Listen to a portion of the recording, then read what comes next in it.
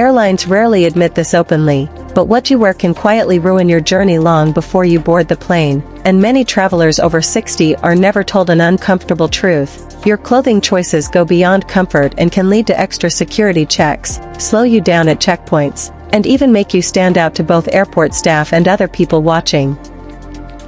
Most passengers assume delays happen by chance, but that's not the case, because behind the scenes, both airlines and the TSA have unspoken rules about certain outfit patterns that cause problems, and once you match one of those patterns, the entire travel experience shifts.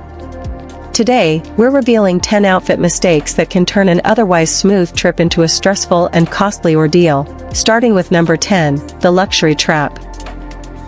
This mistake seems smart at first but quietly backfires, as wearing clearly expensive brands, designer handbags, flashy logos, or high-end accessories doesn't make travel easier, it makes you noticeable. Airline staff are actually trained to spot high-value passengers based on appearance, and once flagged, you become a target for last-minute upgrade offers or add-ons you never intended to buy, meaning a single outfit could end up costing you an extra $200 or more. It gets worse. At the airport, pickpockets don't guess, they scan, so dressing in obvious luxury turns you into a moving target, and even TSA agents tend to inspect expensive-looking items more carefully, assuming they might hide something valuable or suspicious.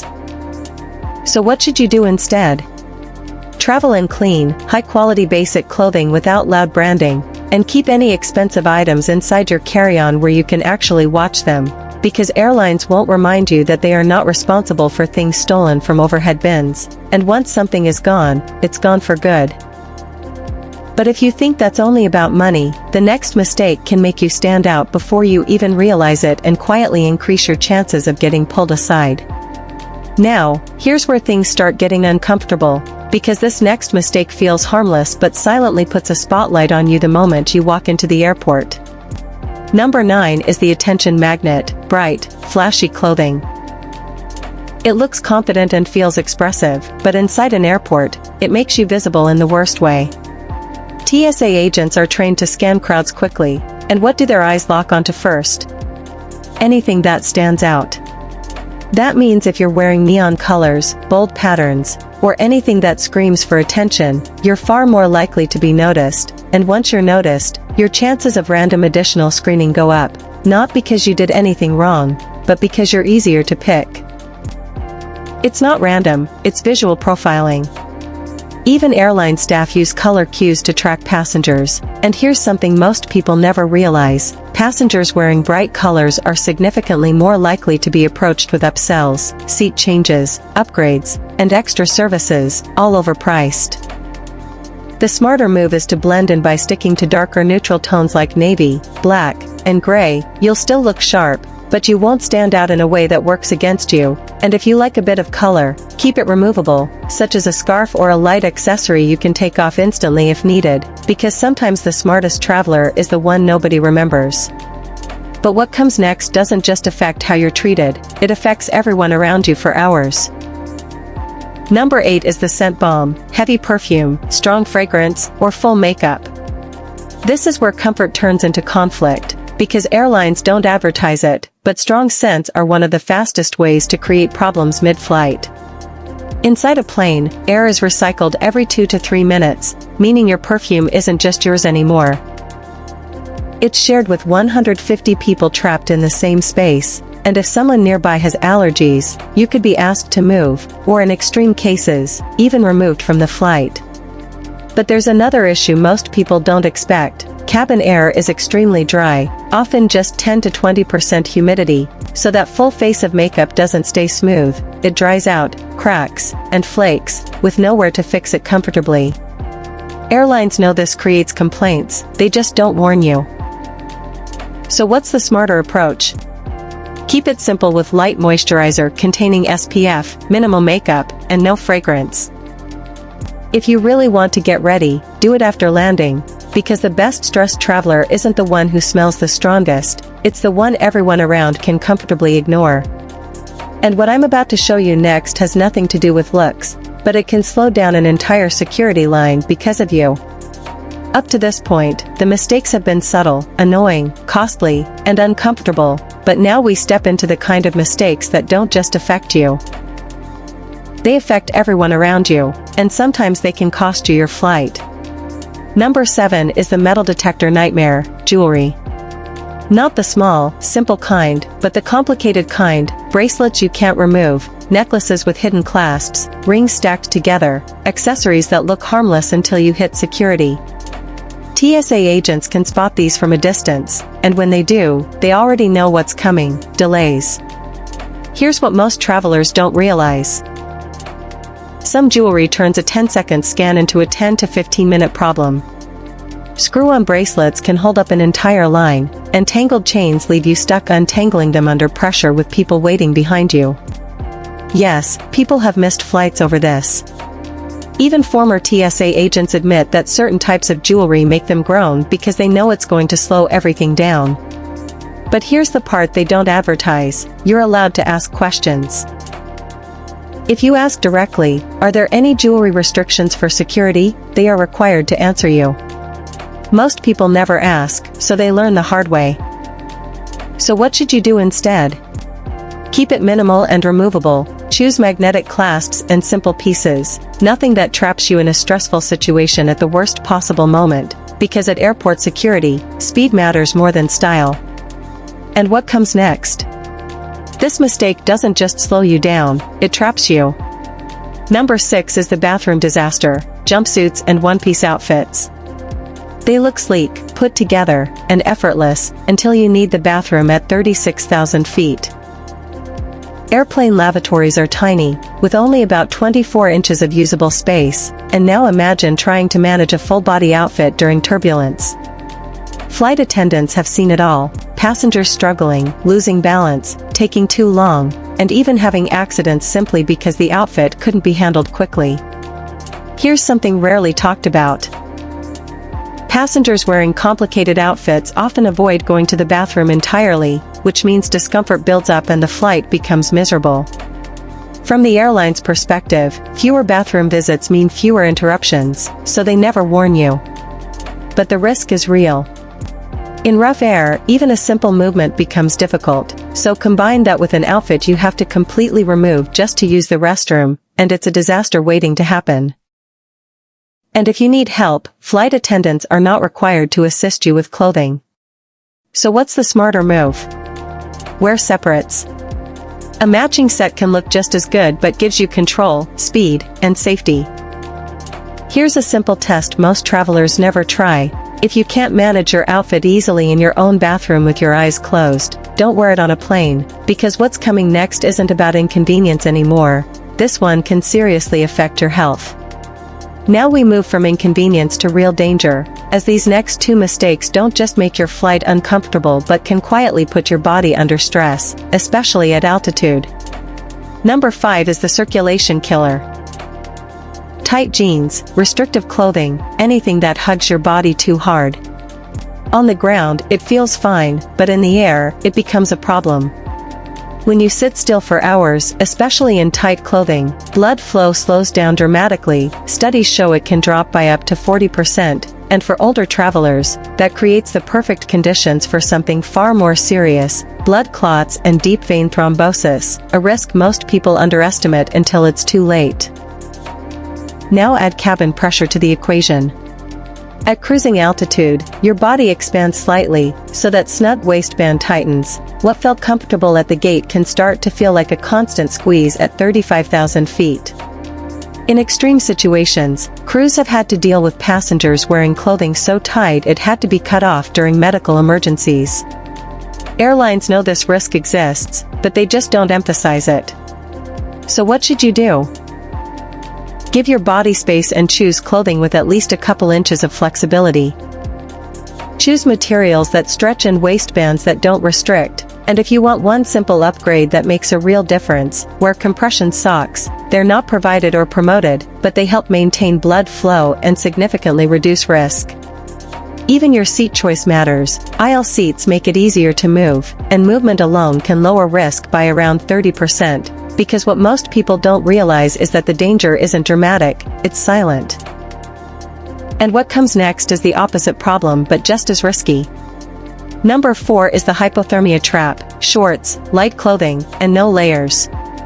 It makes sense when you're heading somewhere warm, but airplanes don't care about your destination. Cabins are typically kept between 65 and 68 degrees Fahrenheit, and that's not accidental. Cooler cabins keep passengers awake, alert, and more likely to buy drinks, snacks, and comfort items. But here's what happens to your body. At altitude, exposed skin loses heat much faster, up to 25 times faster, and for older travelers, the body loses heat even more quickly, which means something as simple as wearing shorts can leave you cold, stiff, and uncomfortable for hours. In extreme cases, it can even lead to mild hypothermia symptoms. Airlines used to provide blankets more freely. Now many charge for them $8, $10, even $12 for something you could have brought yourself. And if you pay attention, you'll notice something interesting. Flight attendants always wear layers because they know exactly how cold it gets. So the smarter move is to dress for the plane, not the destination. Bring light layers, a jacket, or something easy to put on or remove, and even a small trick makes a difference. Ask for hot tea instead of cold drinks, as it helps maintain your core temperature and keeps you more comfortable throughout the flight, because what's coming next isn't about comfort but where security starts working against you in a very predictable way. Now we're entering the zone where one small decision can snowball into delays, stress, and even missed flights, and most people don't realize they're walking straight into it. Number 3 is the security nightmare: cargo pants, multi-pocket vests, anything with too many compartments. It feels practical: more pockets, more storage, easy access, but at airport security, it's a red flag. TSA agents are trained to be suspicious of complexity, and nothing says complex like multiple hidden pockets. Here's what happens almost every time: items get forgotten, a receipt, coins, a key, something small left in just one pocket, and suddenly your quick screening turns into a full check with extra scans, questions, and delays. Multiply that by dozens of passengers a day, and you start to see why this becomes a pattern. In fact, the majority of travelers wearing cargo-style clothing get flagged for additional screening simply because of how often pockets are missed, and once you're pulled aside, you lose time, sometimes a lot of it. So what should you do instead? Keep it simple with 2 pockets maximum, and if you need extra storage, use something visible and easy to access like a small belt bag, even better if it's clear or mesh so security can see what's inside instantly. Here's something most people never think to ask: if you're stopped, you can say, "Is this screening related to my clothing choice?" and they're required to answer. Most people don't ask, so they never realize the pattern, because the truth is, the more complicated your outfit, the more complicated your security experience becomes. But what comes next isn't about time, it's about what you're exposing your body to without even realizing it. Number 2 is the germ factory: flip-flops, sandals, and open-toe shoes. They feel easy, comfortable, and convenient until you reach security, because at that moment, your feet meet the airport floor, and what's on that floor is more bacteria than most people ever imagine. We're talking thousands of bacteria per square inch, often more than what's found on a toilet seat. Now think about this: every day, thousands of travelers walk through security barefoot, some with infections, some with fungal conditions, some carrying bacteria you definitely don't want to come into contact with, and those same surfaces are only cleaned about once a day. That's it. So when you step onto that floor, especially barefoot, you're stepping into everything left behind by the last 1,000 passengers. For older travelers, this becomes even more serious because weaker immune systems mean higher risk of infection, and yet passengers are rarely warned. Flight attendants are required to wear closed-toe shoes. They know exactly what those floors are like. So what should you do? Always wear closed-toe shoes that are easy to slip on and off but still protective, and if you do wear sandals, at least bring socks for security, because one small layer makes a big difference. A simple extra step is to carry antibacterial wipes and clean your feet after screening, because sometimes the biggest risks aren't the ones you can see. And now we're at the final mistake, the one that doesn't just affect comfort, time, or even health, but can decide whether you make it out in an emergency. Everything we've covered so far affects your comfort, your time, and your health, but this final mistake can affect your survival. Number 1 is the safety hazard, the wrong shoes. It sounds simple, almost too simple, but in an emergency, it becomes critical. Airlines are required to evacuate a full plane in 90 seconds, that's the rule, and in those 90 seconds, chaos is the enemy. Now imagine this, passengers trying to run in high heels, flip-flops slipping off mid-step, boots that can't be removed quickly. Every second lost creates a bottleneck, and bottlenecks trap people. This is one of the leading causes of evacuation delays and injuries. Flight attendants are trained to notice unsafe footwear during boarding. They see it and know the risk, but they can't force you to change, even if your choice could slow down an entire evacuation. For older travelers, this becomes even more serious because balance, stability, and speed all matter, and unstable footwear turns a survivable situation into something much worse. There's another detail most people never hear: emergency slides are designed for bare feet or flat shoes. High heels can puncture them, flip-flops can disappear, and boots can slow you down or trap you during water evacuations. So what should you do? Wear shoes you can move in, slip-ons that are secure and stable, something you could run in without thinking twice. And one small habit that makes a huge difference: keep your shoes on during takeoff and landing, because if something happens, you won't have time to look for them, you'll need to move immediately. So now you see the pattern. These aren't just fashion mistakes, they're hidden traps. These are traps that cost you time at security, money at the airport, comfort in the air, and in some cases, your health or even your safety. Airlines already know what works best, they just don't go out of their way to tell you, because uncomfortable passengers buy more, delayed passengers spend more, and unprepared passengers pay more. But now, you're not walking in blind anymore. So here's the real question. Which of these mistakes have you made before without even realizing it, and more importantly, which ones are you going to fix before your next flight? Share your experience in the comments, because chances are someone else is about to make the exact same mistake. And if you want to stay one step ahead of airport rules, hidden airline tactics, and travel traps most people never see coming, make sure you subscribe, because the next thing we're exposing is the free perks airlines quietly hope you never ask for, and some of them could save you hundreds. Safe travels.